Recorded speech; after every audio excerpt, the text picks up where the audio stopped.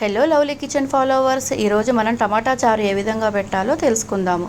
దానికోసం 2 గ్లాసుల వాటర్ని తీసుకోవాలి.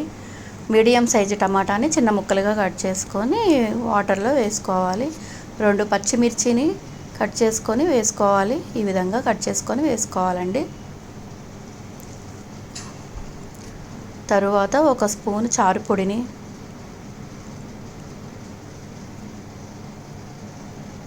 కల్లుప్పు అండి, మనం రాళ్ళ ఉప్పు అంటాం కదా, అది కొంచెం రుచికి తగినంత వేసుకోవాలి.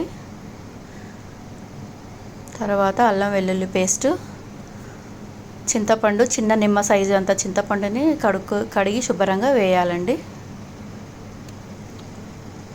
తర్వాత కొద్దిగా పసుపు,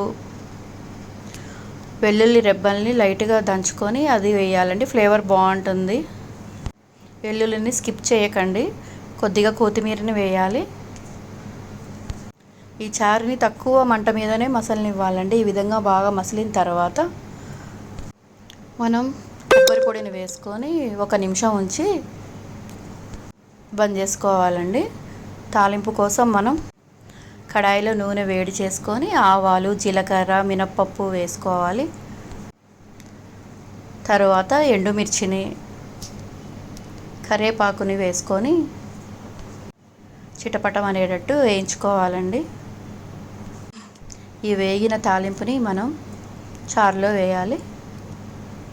ఈ విధంగా తాలింపు వేసుకొని చారులోకి వేసుకోవాలి. ఈ విధంగా బ్యాచిలర్స్ ఈజీగా చేసుకోవచ్చండి, చాలా టేస్టీగా ఉంటుంది. డైలీ కూడా మా ఇళ్ళల్లో కంపల్సరీ ఈ చారు లేనిది ఉండదండి, కంపల్సరీ ఉంటుంది. ఈ విధంగా చారు రెడీ అవుతుంది. ఈ రెసిపీ మీకు నచ్చినట్టయితే లైక్ చేసి సబ్స్క్రైబ్ చేయండి. Thank you.